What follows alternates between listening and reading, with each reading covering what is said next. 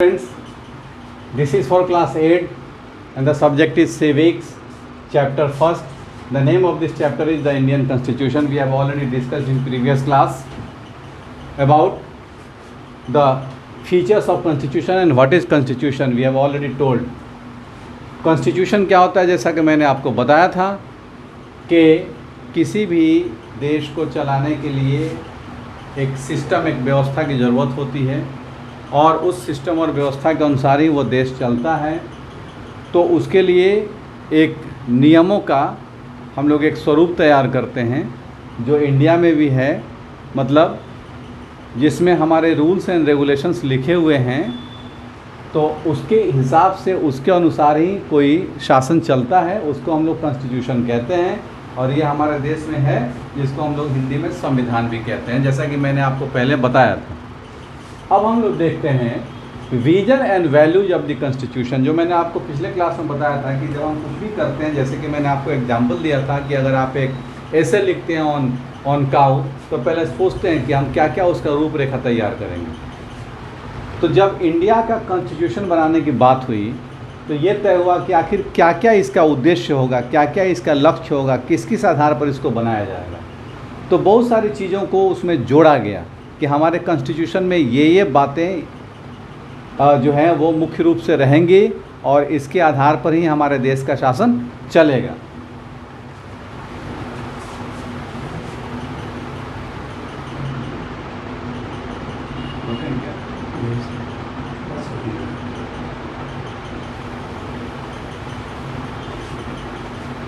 अब हम आपको बता रहे हैं कि इसका विजन और वैल्यू क्या है, हमारे इंडियन कॉन्स्टिट्यूशन का क्या क्या वैल्यू है, क्या क्या विजन है। तो जैसे कि आप कोई बुक लेते हैं तो उसका इंट्रोडक्शन आपको उसके पहले ही पेज पर मिल जाता है। जैसे कि आपके बुक में, आपका ये बुक में क्या क्या खूबियां हैं इसके बारे में इस पहले पेज पर लिखा हुआ है। इसको आप पढ़ लेते हैं तो बहुत कुछ आपको जानकारी मिल जाती है उस बुक के बारे में कि इसकी क्या क्या खूबियाँ हैं, क्या क्या विशेषताएँ हैं। वैसे ही हम अपने पूरे कॉन्स्टिट्यूशन को पढ़ेंगे तो ये हर आदमी के लिए आसान नहीं है कि पूरा कॉन्स्टिट्यूशन पढ़ पाए। तो उसके जो मेन फीचर्स हैं उसको उसके प्रेम्बल में दिया गया है। So India's constitution begins with an introduction called the preamble. The preamble states the ideals that the nation should follow. क्या क्या हमारे संविधान की खूबी है, किस किस मुद्दे पर, किस किस इशूज पर वो संविधान बना है और काम करेगा, उन सब चीज़ों को प्रेम्बल में स्टेट किया गया है, बताया गया है। तो उसको आप अगर पढ़ लेंगे तो बड़ी आसानी से समझ लेंगे कि हमारा संविधान जो है वो, हमारा कॉन्स्टिट्यूशन किस तरह से बना हुआ है, कैसे काम करेगा। तो उसका अगर आप प्रेम्बल को देखेंगे तो पहले ही लाइन में होता है, देखेंगे यहाँ, this is the preamble of this our constitution, we the people of India.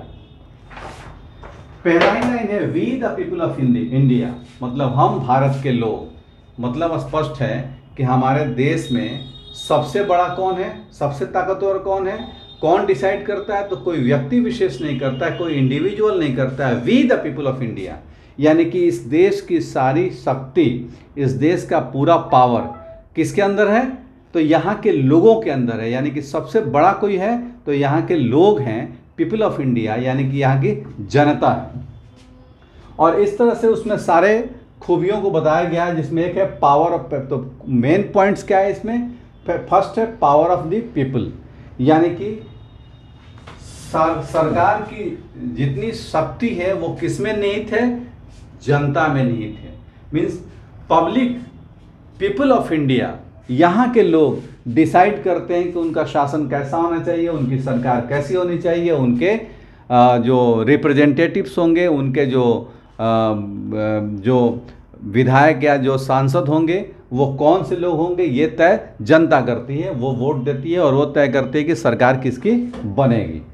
तो पूरी, मतलब लोगों को ये पूरा पावर है, पूरा अधिकार है कि वो जनता को वो अपने तय करें कि वो सरकार किसकी बनाएंगे या सरकार किसकी नहीं बनाएंगे। यानी कि सरकार बनाने की पावर किसके हाथ में है, जनता के हाथ में है। इसलिए सबसे बड़ा अगर कोई है तो यहाँ की जनता है, सबसे ताकतवर कोई है तो यहाँ की जनता है। इसलिए आप देखते भी होंगे नेता लोग हमेशा कहते हैं कि हम जनता की अदालत में जाएंगे, जनता की अदालत सबसे बड़ी अदालत हो, क्योंकि वो जानते हैं कि पब्लिक ही तय करेगी कि कौन सरकार में जाएगा, कौन सरकार में नहीं जाएगा। उसके बाद है सॉवरेन। सॉवरेन का मतलब होता है कि हम अपना निर्णय अपने ले सकते हैं।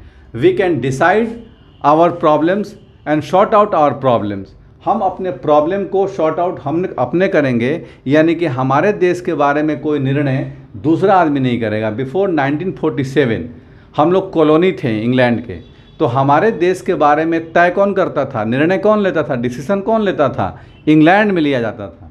यानी कि देश हमारा, लेकिन हमारा निर्णय हम अपने नहीं ले सकते थे, तो हम लोग सॉवरेन नहीं थे। बट आज के तारीख में हम सॉवरेन हैं, मतलब कि हम अपने देश के बारे में अच्छा बुरा भला जो भी निर्णय लेना होगा हमारी सरकार लेगी। हमें इंग्लैंड और हमें अमेरिका और हमें चाइना के सरकार से उसमें नहीं पूछना है, या उनसे राय नहीं लेनी है, या वो हमारे मामले में कोई इंटरफेरेंस नहीं कर सकते हैं। The next point is socialist. मतलब हमारे देश में जो स्वरूप होगा वो कैसा होगा, सोशलिस्ट होगा। मतलब कि यहाँ पर अमीर गरीब सबको बराबरी का मौका मिलेगा। कोई भी रंग के आधार पर या फिर स्टेटस के आधार पर, धन दौलत के आधार पर कोई भी बड़ा और छोटा नहीं माना जाएगा। समाज को एक स्वरूप में लेकर के चला जाएगा। उसके बाद है सेकुलर। मीन्स सेकुलर का मतलब क्या होता है, धर्मनिरपेक्षता। मतलब कि जनता यहाँ जो भी है वो स्वतंत्र है अपने हिसाब से अपने धर्म का पालन करने के लिए। मतलब ये है कि सरकार के नज़र में कोई भी राष्ट्रीय धर्म नहीं है। मतलब there is no official religion in country. हमारे देश में कोई ऑफिशियल रिलीजन नहीं है। जैसे पाकिस्तान में आप देखेंगे तो इस्लाम वहाँ का सरकारी धर्म है। जैसे कि आप यूरोपियन कंट्री में जाएंगे तो वहाँ पर क्रिश्चियनिटी वहाँ का सरकारी धर्म है। लेकिन हमारे यहाँ सभी धर्मों को बराबरी का मौका दिया जाता है। सरकारी धर्म कोई नहीं है, या सरकार किसी धर्म विशेष के लिए, पर्टिकुलर रिलीजन के लिए कोई स्पेशल कोई काम नहीं कर सकती है, या उसके लिए कोई विशेष वो उसको विशेषता या उसको दर्जा नहीं दे सकती है। Now democratic. डेमोक्रेटिक का मतलब होता है कि यहाँ पर कोई राजवंश नहीं है, यानी कि राजा का बेटा राजा नहीं बनेगा। जिसको पब्लिक इलेक्ट करेगी, इलेक्शन होगा और जिसको पब्लिक इलेक्ट करेगी वही हमारा रिप्रेजेंटेटिव होगा और वही लोग मिल करके सरकार बनाएंगे। तो यहाँ पर डेमोक्रेसी है और ये दुनिया की सबसे बड़ी डेमोक्रेसी हमारे देश में है। उसके बाद है रिपब्लिक। अब यहाँ पर थोड़ा सा आप देखेंगे, डेमोक्रेटिक रिपब्लिक, इंडिया को कहा जाता है डेमोक्रेटिक रिपब्लिक। तो डेमोक्रेसी और रिपब्लिक में अंतर क्या होता है? We people are able to elect our rulers. हम लोग अपने रूलर्स को, अपने गवर्नमेंट को इलेक्ट करते हैं। So we are democratic. लेकिन रिपब्लिक डेमोक्रेटिक का मतलब क्या होता है कि जहाँ पर कॉन्स्टिट्यूशनल हेड, जैसे हमारे देश में कॉन्स्टिट्यूशनल हेड कौन है? प्रेसिडेंट है। संविधान में सबसे बड़ा पद किसका है? प्रेसिडेंट का है। तो कॉन्स्टिट्यूशनल हेड भी जहाँ आइदर डायरेक्ट और इनडायरेक्ट, अप्रत्यक्ष रूप से या प्रत्यक्ष रूप से जिसके चुनाव की जाती है, जो ख़ानदानी नहीं है, जो डायनेस्टिकल नहीं है, जो कि वंशवादी नहीं है, वहाँ पर जहाँ पर सबसे ऊंचे संवैधानिक सबसे बड़े पद का यानी कि प्रेसिडेंट का भी इलेक्शन होता है और वो किसी वंशवाद के आधार पर नहीं होता है, तो उसको हम लोग कहते हैं कि वो रिपब्लिक है। लेकिन जहाँ पर कॉन्स्टिट्यूशनल हेड वंशवादी यानी कि डायनेस्टी के रूप में होता है, वंश के रूप में होता है, ख़ानदानी चलता है, तो वो हो सकता है कि वहाँ प्राइम मिनिस्टर और पार्लियामेंट इलेक्टेड हो, लेकिन क्योंकि कॉन्स्टिट्यूशनल हेड वहाँ का इलेक्टेड नहीं होता है तो उसको हम लोग डेमोक्रेटिक तो कहते हैं लेकिन रिपब्लिक नहीं कहते हैं। जैसे इंग्लैंड में भी प्राइम मिनिस्टर होता है, वहाँ पर पार्लियामेंट है, वहाँ पर एमपी चुनाव जीतते हैं, सरकारें बनती हैं। लेकिन कॉन्स्टिट्यूशनल हेड जैसे कि हमारे देश में प्रेसिडेंट है, प्रेसिडेंट के रूप में वहाँ पर जो रोल प्ले करते हैं वहाँ की क्वीन करती हैं, यानी कि वहाँ की जो रानी है वो करती हैं, जैसे क्वीन विक्टोरिया वगैरह वगैरह, एलिजाबेथ का नाम आपने सुना होगा। तो इंग्लैंड एक डेमोक्रेटिक कंट्री तो है लेकिन वो रिपब्लिक नहीं है। जैसे जापान, वहाँ भी प्राइम मिनिस्टर होते हैं, वहाँ भी पार्लियामेंट होती है, लेकिन वहाँ प्रेसिडेंट का रोल वहाँ का सम्राट करता है, वहाँ के राजा करते हैं और वो वंश परंपरा में है, तो उसको हम लोग रिपब्लिक नहीं कह सकते हैं। लेकिन हमारे देश में प्रेसिडेंट का रोल जो इलेक्टेड होता है वो करता है, इसलिए हमारा देश डेमोक्रेटिक भी है और रिपब्लिक भी है। मुझे उम्मीद है कि आप लोग रिपब्लिक को अब ज़्यादा बढ़िया से समझ गए होंगे। उसके बाद जस्टिस, विदाउट एनी डिस्क्रिमिनेशन, चाहे रंग रूप भेद जाति धर्म के आधार पर कोई भेदभाव नहीं होता है, सबके लिए समान जस्टिस है, सबके लिए एक कानून है। तो ये जस्टिस की बात हो गई। उसके बाद है लिबर्टी। हमारे देश में सारे लोगों को ये अधिकार है कि वो देश के किसी भी कोने में जा सकते हैं, कहीं भी अपना काम कर सकते हैं, किसी भी धर्म को मान सकते हैं, यानी कि सबको आज़ादी है। कानून के तहत या संविधान के तहत लोगों को आज़ादी दी गई है। उसके बाद है इक्वलिटी। इक्वलिटी का मतलब क्या होता है कि यहाँ सब किसी को एक समान रूप से देखा गया है, सबके अंदर समानता की भाव रखी गई है, किसी भी तरह का कोई भेदभाव संविधान की नज़र में तो नहीं किया गया है।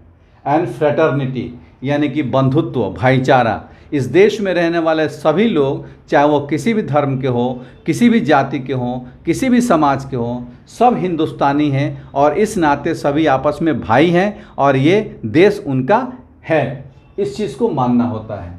Now the importance of preamble. इसका इम्पोर्टेंस क्या है?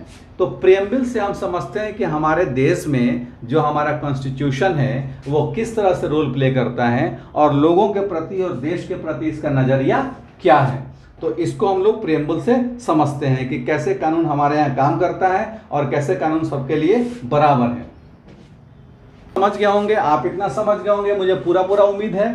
इसके बाद एक और दिन हम क्लास लेंगे जिसमें हम हमारे जो इंडियन कॉन्स्टिट्यूशन है उसके इम्पोर्टेंट फीचर्स के बारे में बताएंगे और गवर्नमेंट कैसे काम करती है और गवर्नमेंट के ऑर्गन्स कैसे होते हैं और फंडामेंटल राइट्स क्या होता है, इसके बारे में आपको बता दिया जाएगा। तो इस तरह से चैप्टर आपका ख़त्म हो जाएगा। Thank you.